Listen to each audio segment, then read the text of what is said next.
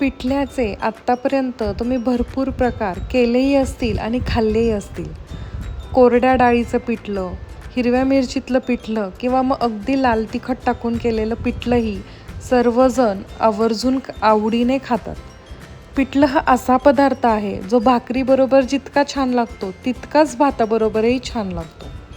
असंच एक उन्हाळ्यामध्ये पोटाला थंडावा देणारं चविष्ट आणि चटकदार ताकातलं पिठलं तुम्ही कधी बनवलं आहे का? जर नसेल बनवलं तर मी आज तुमच्याबरोबर या ताकातल्या पिठल्याची अगदी सोपी आणि 10 मिनिटात तयार होणारी रेसिपी शेअर करणार आहे. एकदा माझ्या पद्धतीने हे ताकातलं पिठलं नक्की करून बघा. तुम्ही अर्धी भाकरी जरा जास्तच खाल. चला आपण रेसिपीला सुरुवात करू. आता सर्वात आधी इथे मी एक पातेलं घेतलेलं आहे. त्यामध्ये मी 1 वाटी बेसन घालून घेणार आहे.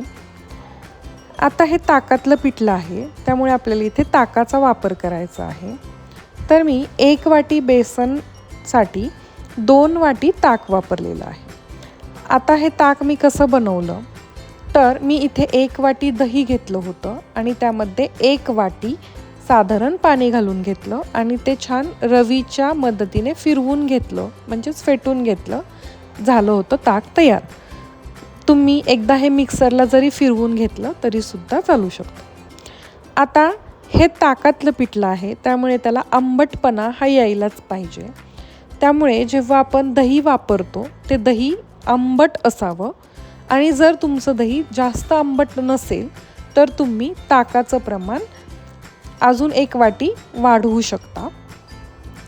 आता आपल्याला एका विस्करच्या मदतीने हे छान असं फेटून घ्यायचं आहे जेणेकरून बेसनाच्या गुठळ्या या मिश्रणामध्ये राहणार नाहीत.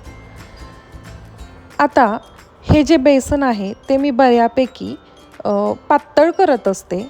कोरडं बेसन मला तरी पर्सनली आवडत नाही. त्यामुळे मी इथे या मिश्रणामध्ये आता 2 वाट्या पाणी घालणार आहे.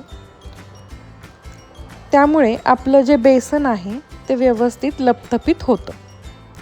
आता तुम्हाला बेसन कशा पद्धतीचं आवडतं त्यानुसार तुम्ही पाण्याचं प्रमाण कमी जास्त करू शकता. तर आपण 1 वाटी बेसन घेतलं होतं त्यामध्ये 2 वाटी ताक घातलं आणि 2 वाटी पाणी घातलेलं आहे आणि हे छान असं फेटून घेतलेलं आहे. आता आपलं हे बेसनचं मिश्रण रेडी आहे. आता आपण पिठल्यासाठी लागणारा मिरचीचा ठेचा बनवून घेऊ. ठेचा बनवण्यासाठी इथे मी 8 ते 9 हिरव्या मिरच्या घेतलेल्या आहेत. त्या मी खुडून घेणार आहे, म्हणजेच त्याचे एका मिरचीचे 2 असे तुकडे करून घेणार आहे. आता हे पिठलं आंबट ताकामुळे बनत असतं त्यामुळे इथे मिरच्यांचा वापर रेग्युलर पिठल्याला आपण ज्या मिरच्या वापरतो त्यापेक्षा थोडा जास्त करायचा आहे. त्यानंतर यामध्ये थोडीशी कोथिंबीर घालून घ्यायची आहे आणि 10 ते 12 लसणाच्या पाकळ्या घालून घ्यायच्या आहेत. आणि यातच आपल्याला अर्धा चमचा जिरे घालायचं आहे. यानंतर मी हे छान असं खलबत्त्याने कुटून घेणार आहे. आता इथे मी खलबत्त्याचा वापर केलेला आहे त्यामुळे मिरचीचा जो ठेचा असतो तो खूप छान बनतो, अगदी छान चव येते आणि हे सर्व पदार्थ एकमेकांमध्ये छान असे मिक्स होतात. तुमच्याकडे खलबत्ता नसेल तर तुम्ही हे मिक्सरला जरी ओबडधोबड असं वाटून घेतलं तरीसुद्धा चालेल. हा मिरचीचा ठेचा बनवताना यामध्ये अजिबात पाणी घालायचं नाही. पाण्याचा वापर न करताच आपल्याला याचा ओबडधोबड असा ठेचा बनवून घ्यायचा आहे. आता साधारण अशा पद्धतीने मी मिरचीचा ठेचा बनवून घेतलेला आहे.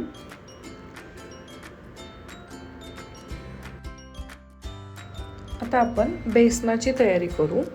तर सर्वात आधी इथे मी कढई गरम करण्यासाठी ठेवलेली आहे. त्यानंतर यामध्ये मी अंदाजे 3 ते 4 चमचे तेल घालून घेणार आहे.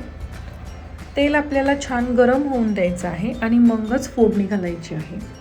आता तेल छान गरम झालं की त्यामध्ये पाव चमचा मोहरी घातलेली आहे आणि मोहरी छान तडतडली की त्यामध्ये आपल्याला पाव चमचा जिरं घालायचं आहे. यानंतर मी यामध्ये चिमूटभर हिंग घातलेला आहे त्यामुळे बेसनाला छान चव येते आणि वासही छान येतो. नंतर यामध्ये मी कढीपत्ता घालून घेतलेला आहे. आता आपली फोडणी झालेली आहे. त्यानंतर गॅस मी बारीक करून घेतलेला आहे आणि आता यामध्ये मी एक मोठा कांदा चौकोनी चिरून घेतलेला आहे, तो घालून घेणार आहे. आता कांदा आपल्याला छान परतून घ्यायचा आहे. कांदा परतत असताना तुम्ही गॅसची फ्लेम थोडी मोठी करू शकता. मीडियम फ्लेमवरती जरी कांदा परतून घेतला तरी सुद्धा चालू शकतो. कांदा आपल्याला थोडासा गुलाबी रंगाचा होईपर्यंत परतायचा आहे किंवा थोडासा सोनेरी रंग येईपर्यंत जरी परतून घेतला तरी सुद्धा चालू शकतो. आता कांदा गुलाबी रंगाचा झालेला आहे. आता यामध्ये आपण जे मिरचीचा ठेचा बनवून घेतला होता तो घालून घेणार आहोत आणि अर्धा ते 1 मिनिट छान परतून घेणार आहोत. मिरचीचा ठेचा घातल्यानंतर जेव्हा आपण हे छान परतून घेतो त्यामुळे मिरचीचा आणि लसणाचा जो उग्र वास किंवा चव असते ती या बेसनाला लागत नाही. त्यामुळे आपल्याला मिरचीचा ठेचा घातल्यानंतर सुद्धा हे छान असं परतून घ्यायचं आहे. आता हे छान परतलं गेलं आहे. आता यामध्ये मी अर्धा चमचा हळद घालणार आहे, त्यामुळे बेसनाला छान असा रंग येतो. आता यामध्येच आपण जे बेसन आणि ताकाचं मिश्रण बनवून ठेवलं होतं ते घालून घेणार आहोत. आता जेव्हा तुम्ही हे मिश्रण घालाल त्यावेळेस एक गोष्ट फॉलो करायची, ती म्हणजे गॅसची फ्लेम ही बारीक करायची. त्यामुळे काय होतं, ह्या बेसनाच्या अजिबात गुठळ्या बनत नाहीत. जेव्हा तुम्ही गॅस मोठा ठेवून हे मिश्रण जेव्हा घालत असता तेव्हा गॅसची फ्लेम मोठी असल्यामुळे हे बेसनाच्या लगेच गुठळ्या बनवायला तयार होतात आणि मग ते गुठळ्या बनलेलं बेसन अजिबात खायला चांगलं लागत नाही. त्यामुळे ही माझ्याकडून एक छोटीशी टीप होती. आता गॅसची फ्लेम मी बारीक करून घेतलेली आहे आणि नंतर त्यामध्ये हे मिश्रण ओतून घेतलेलं आहे. मिश्रण टाकून घेतल्यानंतर आपल्याला छान असं ते मिक्स करून घ्यायचं आहे. जोपर्यंत हे छान सर्व एकजीव होत नाही तोपर्यंत आपल्याला गॅसची फ्लेम ही बारीकच ठेवायची आहे. त्यानंतर यात मी चवीपुरतं मीठ घालून घेणार आहे. साधारण पाऊण चमचा इथे मी मीठ घातलेलं आहे. त्यानंतर हे सर्व छान मिक्स करून घ्यायचं आणि बेसनाला आपल्याला एक उकळी येऊन द्यायची आहे. या स्टेजला तुम्ही गॅसची फ्लेम थोडीशी मीडियम करू शकता. मीडियम फ्लेम करून आपल्याला बेसनाला म्हणजेच या पिठल्याला उकळी येऊन द्यायची आहे आणि मधून आपल्याला हे मिश्रण हलवत राहायचं आहे, जेणेकरून हे पिठलं कढईला खाली लागणार नाही. आता पिठल्याला छान अशी उकळी आलेली आहे. आता या स्टेजला मी कढईवरती झाकण ठेवून घेतलेलं आहे आणि साधारण 1 मिनिट बारीक गॅसवरती छान अशी पिठल्याला एक वाफ येऊन देणार आहे. एक वाफ आल्यानंतर साधारण 1 मिनिटामध्ये पिठल्याला छान अशी वाफ येते. आपण आता झाकण काढून बघू. आपलं पिठलं छान बनून रेडी आहे. त्याला वाफही आलेलं आहे आणि हे पहिल्या वाफेचं पिठलं खायला खूप सुंदर लागतं. अगदी गरम गरम वाफ आलेलं हे पिठलं ताटामध्ये सर्व करायचं. तुम्ही हे पिठलं भाकरीबरोबर किंवा अगदीच भाताबरोबर सुद्धा खाऊ शकता. अप्रतिम लागतं आणि उन्हाळ्यात तरी हे तुम्ही आवर्जून करून बघा. तर ही होती ताकातल्या पिठल्याची अगदी सोपी, सरळ, साधी रेसिपी. अगदी 10 मिनिटात तयार होणारी रेसिपी आणि पिठल्यामध्ये गाठी होऊ नयेत यासाठी मी सर्व काही टिप्स आणि ट्रिक्स तुमच्याबरोबर शेअरसुद्धा केलेले आहेत.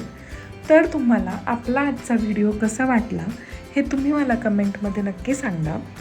ही रेसिपी जर तुम्हाला आवडली असेल तर व्हिडिओ लाईक करा, शेअर करा आणि अशाच छान छान रेसिपीजसाठी आपल्या स्नेहाज किचन स्टोरीजला नक्की सबस्क्राईब करा. धन्यवाद.